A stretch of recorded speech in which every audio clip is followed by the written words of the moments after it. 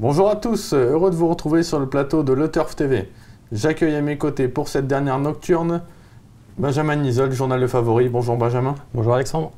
Donc Benjamin, comme je viens de le dire, ce sera le dernier quintet 5-5 en nocturne, ce sera le prix Pomona, une épreuve réservée à des femelles de 6 à 9 ans. Elles seront 16 à s'élancer sur les 2850 mètres de la petite piste. Donc aujourd'hui, au sommaire de l'émission, l'analyse de la course par Benjamin, viendra ensuite notre bruit des pistes, son pronostic et enfin son conseil de jeu au 5-5. Toucher la cagnotte du 5-5 à peu près 9000 € ce vendredi. Intéressant. Ça se prend toujours. Intéressant pour poursuivre l'hiver et le terminer en beauté. Donc cette épreuve, Benjamin, réservée à des femelles. Il y a un label européen.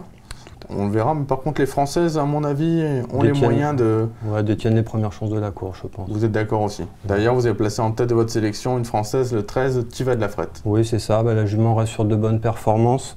Elle est bien engagée. Elle n'a plus à faire ses preuves dans ce genre de tournoi, je pense.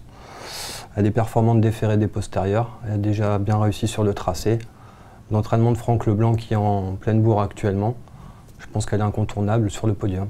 D'accord. En plus, en dernier lieu, elle a été battue par les mâles, par Théâtre. Voilà, c'est ça. Là, il n'y aura que les femelles. En classe pure, c'est la meilleure. En classe pure, c'est la meilleure. Si elle reste au trot, elle sera... On fait carreau. Elle ne devrait pas être loin de l'arrivée.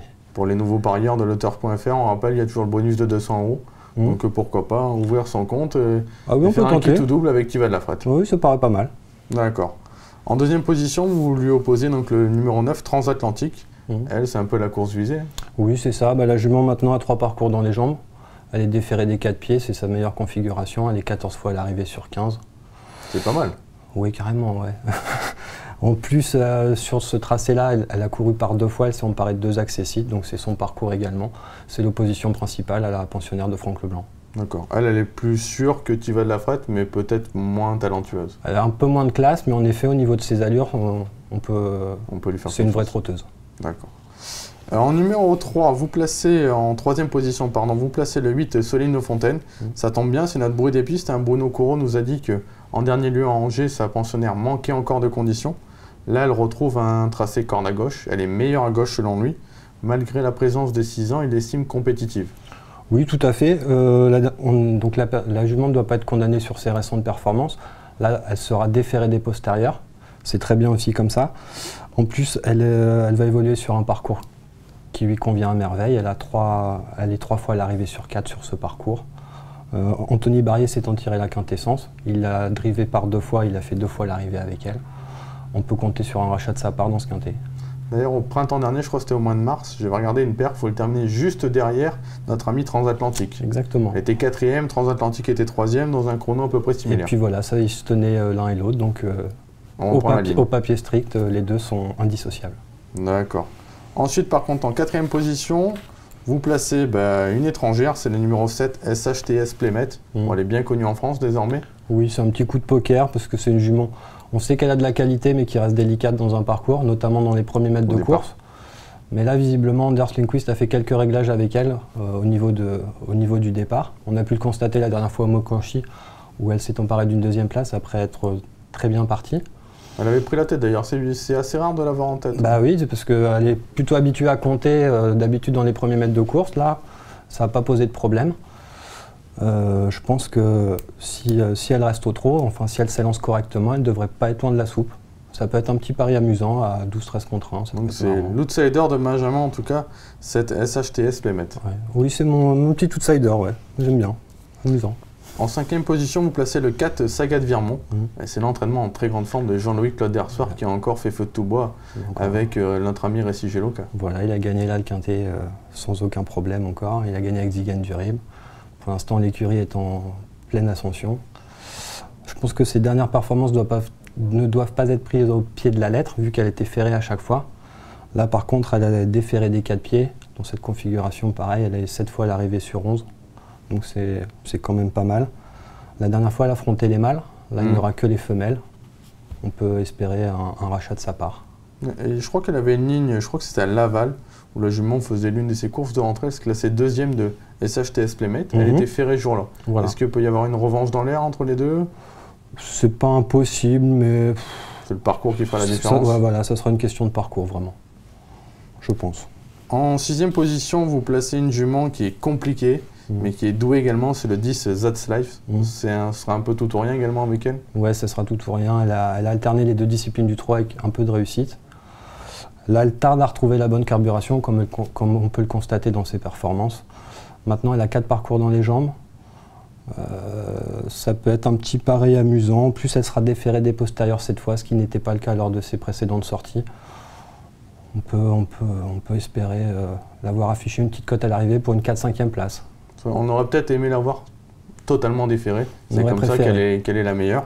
Maintenant, déférer des postérieurs, c'est une jument qui aime bien aller devant, qui pourrait éventuellement les emmener un bout. Oui, carrément. Et je pense que si son monteur la défère même que des postérieurs, c'est qu'il y compte un peu. Donc ça peut être un petit pari sympathique en bout de combinaison. On s'en méfiera également. Le 6, c'est Tuanita d'Ocagne. C'est un peu également la chaleur du côté de son entourage, Monsieur Desclos, qui est vraiment pense avoir retrouvé sa jument. Oui, il pense avoir retrouvé. Il est très chaud avec elle, en effet. Il compte finir dans les 5, visiblement. Elle a été longtemps absente des pistes. Là, elle retrouve progressivement la bonne carburation. Elle sera confiée à Mathieu Abrivard, qui réussit aussi tout ce qu'il veut actuellement. On peut espérer la voir, oui, lutter pour les accessites dans ce quintet. Pas gagner, mais pour les accessites, ça peut être très drôle. Et enfin, vous complétez votre choix avec le 11, Regina. Elle retrouve JMBS en sulky. Voilà, qui l'a déjà mené au succès sur la grande piste, si je ne dis pas de bêtises. Batté Saphir de Fillet, je crois. Voilà, c'est ça. Là, le parcours de la petite piste lui convient à merveille. Elle a 4 places en 7 tentatives. JMB au sulky. On peut en escompter un bon comportement, je pense, dans cette épreuve. Mais pareil, ça sera une question de parcours, vu que c'est une jument qu'il faut courir caché. Il est compliqué en plus. Voilà, qui est assez compliqué, qui a 200-300 mètres vraiment très vite. Ça va vraiment être... va falloir que ça se passe bien. Mais on peut compter sur Jean-Michel. Ouais, puis d'autant qu'en plus, elle affronte quand même ses cadettes. Hein, donc, ouais. C'est vrai que c'est peut-être plutôt pour les places. Voilà. Benjamin, on n'attend plus que votre prono maintenant. Alors, j'ai placé en tête le 13 Tiva de la Frette, devant le 9 Transatlantique, le 8 Soline de Fontaine, le 7 SHTS Playmate, le 4 Saga de Virement, le 10 That's Life, le 6 Tuanita d'Ocagne et le 11 Regina. Donc au niveau du conseil de jeu, je pense qu'on a 2 bonnes bases, le 13 Tiva de la Frette, le 9 Transatlantique. Derrière on met 3 croix. Derrière on mettra donc les chevaux du prono, le 8, le 7, le 4, le 10, le 6, le 11.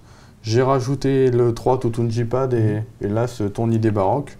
Qui sont pas interdites voilà, qui ont des chances également pour les places. Hein. Carrément. Ah, oui, bon, c'est vrai que ces juments se valent de près, c'est souvent une question de parcours. Et puis c'est vendredi. Hein. Vendredi, tout est permis à Vincennes en général. C'est vrai. Donc on le rappelle, ce qui fait un jeu quand même à 28 € à 50%. Et si vous n'êtes pas très chaud avec Tiva de la Frette qui pourrait éventuellement se montrer fautif, pourquoi pas partir Transatlantique sans ligne de Fontaine? Oui, Transatlantique, disons, question trotteuse, c'est vraiment un coup sûr, je pense, à l'arrivée. L'autre, elle reste délicate dans ses allures, mais elle a assurément la pointure d'un tel lot. Si elle reste au trop... Mais bon, Franck Leblanc a dit que la jument était beaucoup plus sûre désormais. Donc je pense qu'on peut leur faire confiance. On a les bonnes bases, il n'y a plus qu'à. Pour la dernière nocturne de l'année. La dernière nocturne de l'année, on va vous donner le 5-5. En tout cas, on vous retrouve très bientôt sur ce plateau. Et puis Benjamin, vous aussi. Oui, on va se retrouver, je pense, en début de semaine prochaine. D'accord. À bientôt et bonjour à tous. Bonjour à tous. Au revoir. Au revoir.